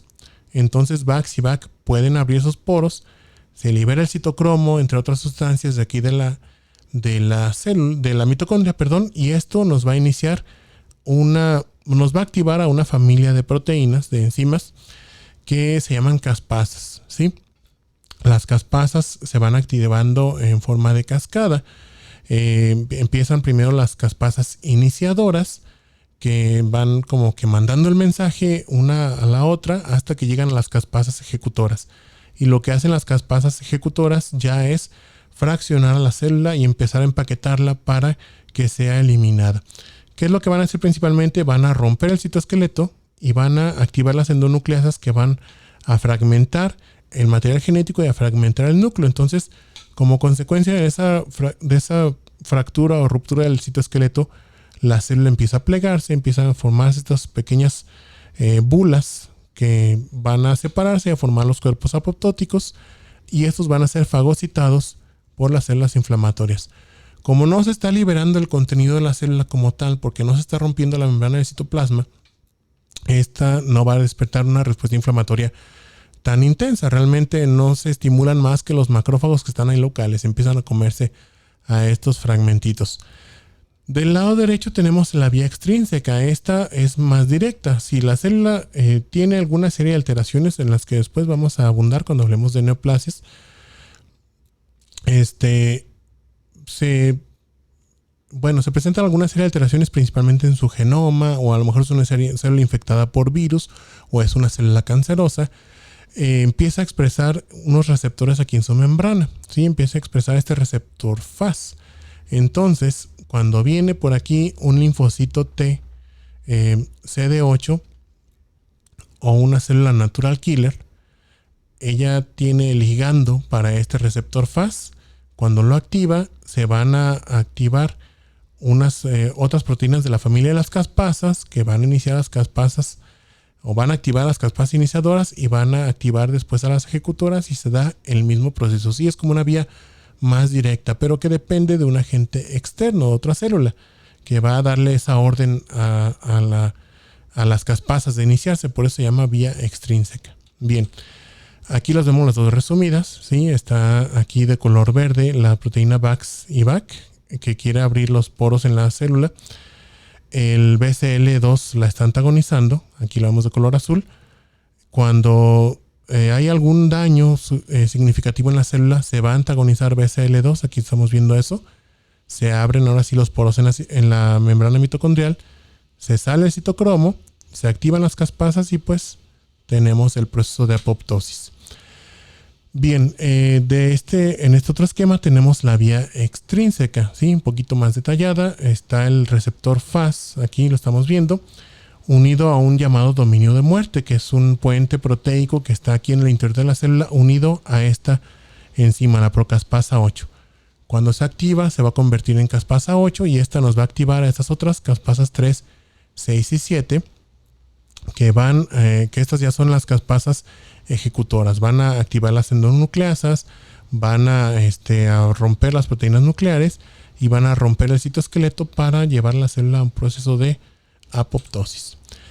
Bien, en la apoptosis entonces hay una morfología también que se puede ver en el microscopio. La célula se contrae porque tiene fragmentado su citoesqueleto, la cromatina se condensa, se forman los cuerpos apoptóticos que se pueden ver sobre todo cuando están siendo fagocitados, y pues se puede ver ese proceso de fagocitosis, ¿sí? Por los macrófagos. Aquí vemos una célula, este es un queratinocito, este es un corte histológico de piel que tiene un proceso de apoptosis, ¿sí? Lo vemos redondo, no lo vemos así con su forma normal, más o menos poliédrica. Esta forma se la da el hecho de estar conectado con otras células, pero como su citoesqueleto se fragmentó y sus desmosomas se perdieron, bueno, se contrae la célula, se ve así redondita, el citoplasma se ve más eosinófilo y el núcleo también está como que más condensado, lo vemos más moradito. Aquí podemos ver, esta es una microfotografía de microscopio electrónico de transmisión. Este es un cultivo celular donde se ven células a las que se les induce un proceso de apoptosis, y se puede ver cómo la cromatina está condensada, pegada a las orillas del núcleo, ¿sí? Aquí la estamos viendo, pegándose a la membrana nuclear. Bueno, y aquí podemos ver el proceso de apoptosis. Esto es un macrófago, y estas pequeñas bolitas que tiene en su interior son cuerpos apoptósicos. Y aquí tenemos otro que tiene un cuerpo apoptósico ahí. Bien, otras vías de muerte celular, ya para terminar, ahorita en un minutito dos, son estas que vemos aquí: la necroptosis, piroptosis, autofagia, netosis y entosis, ¿sí? Estas las pueden leer con más detalle en el Robbins. Estas no se las pregunto en el examen. Por ejemplo, la necroptosis es como una forma mixta entre la apoptosis y la necrosis. Empieza como un proceso de apoptosis, pero Para entenderlo más o menos fácil, como que la célula se queda sin energía a mitad del proceso y termina haciendo una necrosis. La apoptosis, como es un proceso activo, necesita energía todavía en la célula. Si se queda sin energía, pues la célula nada más revienta ya. Entonces es como un proceso mixto. La piroptosis, esta se da cuando hay necrosis de una célula, pero que esto se asocia a la presencia de fiebre, ¿sí? A la producción de fiebre en la persona. La autofagia, bueno, esta se da cuando la célula está deprivada de nutrientes, empieza a fagocitar sus propios organelos y pues esto hace que eventualmente ya no tenga nada más que fagocitar porque empieza a comprometer su función y se va a un proceso de apoptosis. Y por último, la anetosis. Esta es una forma muy interesante que yo les sugeriría que investiguen un poquito más de esta. Está muy padre porque esta se ve bueno, la vamos a abordar más en la clase próxima de inflamación, pero esta la hacen los polimorfos nucleares. Sí, los polimorfos nucleares, que son las células inflamatorias que tienen su núcleo trilobulado, por eso se llaman así, expulsan la cromatina de su núcleo formando una especie de red. Como si estallaran ellos mismos, avientan toda su cromatina, su ADN literalmente, y aquí se quedan pegadas bacterias, ¿sí? Como para atraparlas y combatir la infección. Y después, lo interesante de esta es que la célula que queda, que nosotros pensaríamos que ya está muerta porque ya no tiene cromatina, como si fuera una especie de mini zombie, ¿verdad? Sigue aquí desplazándose adentro de esta red, fagocitando a estas bacterias, así como si se mantuviera con vida por un periodo de tiempo corto, después de haber expulsado su cromatina. Bien, en algunos casos también vamos a ver esto de las acumulaciones intracelulares. Esto ya no es hablar de adaptación celular. Esto más bien se puede ver como consecuencia de algunos daños celulares. ¿Sí? Cuando hay un daño, sobre todo un daño reversible, se puede ver una alteración en el metabolismo de las células y esto lleva a la acumulación de ciertas sustancias en el citoplasma. A veces puede ser también por anomalías metabólicas, ¿sí? Por alguna enfermedad hereditaria. Entonces, pues esto realmente como que no tiene un sitio muy bien donde encajarlo. Esto de las acumulaciones intracelulares no es necesariamente lesión ni adaptación, pero bueno, viene ahí en el capítulo de Robbins y esto pues muchas veces me hacían preguntas, por eso ya lo abordamos. Pero las acumulaciones pueden ser de muchos materiales, lípidos, colesterol, proteínas, pigmentos, ¿sí? Glucógeno, calcio, amiloide, entre otras sustancias. Va a depender del proceso que esté de base. Entonces vamos a ver nada más algunos ejemplos rápidamente. Este es un caso de la llamada esteatosis hepática, ¿sí? Esteatosis hepática, que es una acumulación de lípidos adentro de los hepatocitos. Estas vacuolas que vemos de color blanco son vacuolas de lípidos. Algunas están grandes, otras pequeñitas. Entonces a esta la llamamos esteatosis micro y macrovesicular. Se debe a una alteración en el metabolismo interno del hepatocito. Se ve muy frecuentemente, por ejemplo, en el alcoholismo, ¿sí? O en algunos casos de hepatitis crónica. En la acumulación de lípidos también se puede ver en las células inflamatorias, aunque en este caso sería una acumulación de colesterol. La colesterolosis que vemos aquí, esto se da cuando los macrófagos fagocitan cristales de colesterol y no los pueden digerir, entonces se quedan con esos cristales en su citoplasma y se quedan ahí atrapados. Entonces, aquí les señalé un grupo de macrófagos, ¿sí? Vamos a señalar uno solo, que están en la lámina propia de la mucosa de la vesícula biliar, ¿sí? Cada uno de estos son macrófagos o células espumosas, están así porque fagocitaron colesterol de la bilis y no lo pueden terminar de fragmentar o de destruir, entonces se quedan ahí pues atorados nada más hasta que se mueren y pues llegan otros macrófagos y se vuelven a fagocitar a ese colesterol. Algunos pigmentos se pueden acumular también, como la lipofuscina que vemos aquí en este tejido, ¿sí? Se forman gránulos en el citoplasma de las células cuando hay... Perdón, no, esto no es lipofuscina, ya me acordé. Esto es parénquima renal, sí, son túbulos renales. Esta es una tinción especial de Paz. Y lo que estamos viendo aquí, este puntilleo, son vacuolas o gránulos de reabsorción de proteínas. Cuando un paciente tiene proteinuria, vamos a tener va a haber excreción de proteínas a través de la barrera de filtrado glomerular. Entonces, aquí se ven mejor las gotitas. Miren, estas gotitas muy gruesas, de color rosa muy intenso, son gotitas de proteínas que se están reabsorbiendo ahí en los túbulos renales. Esto sí es lipofuscina, ¿sí? Que se puede ver en los casos de infartos. Este es un fragmento de músculo cardíaco que se ve después de que hubo un infarto, ¿sí? Los depósitos de fuchsina, porque se altera el metabolismo de las células cardíacas de forma transitoria. El calcio también, cuando hay muerte de células por distintas causas, se puede depositar los detritos celulares. El calcio que tenían las células se empieza como a precipitar y nos forma pues cristales en los tejidos. Esos cristales, dependiendo de dónde se formen, pueden adoptar distinta configuración. Por ejemplo, aquí vemos, estas son las válvulas cardíacas, esta es una válvula aórtica, y aquí en las valvas estamos viendo estas pequeñas vegetaciones, ¿sí? Que son causadas por una endocarditis, ¿sí? Una infección bacteriana de la válvula aórtica en este caso, que causa daño a las células de ahí de esa válvula. Hay muerte parcial de esas células y pues cuando se mueren esas células empieza a precipitarse calcio y se forman calcificaciones. A veces pueden ser muy grandes estas calcificaciones y se pueden ver incluso en estudios radiográficos.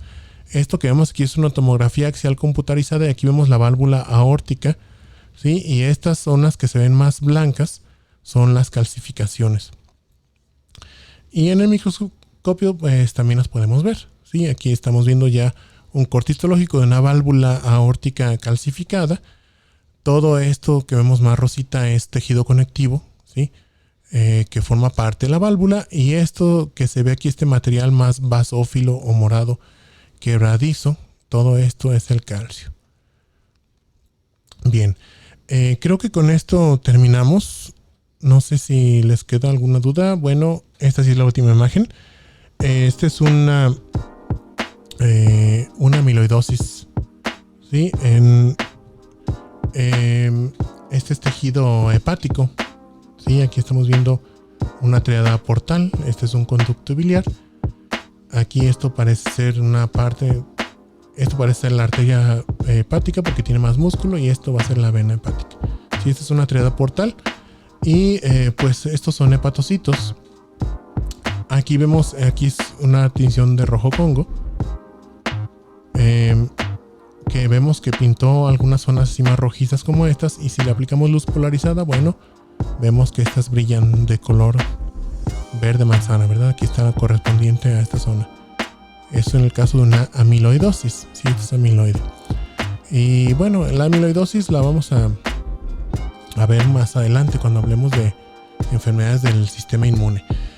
Con esto ahora sí terminamos el capítulo de adaptación, lesión y muerte celular. No sé si les haya quedado alguna duda, algo que no haya quedado bien entendido. De mi parte no, muchas gracias.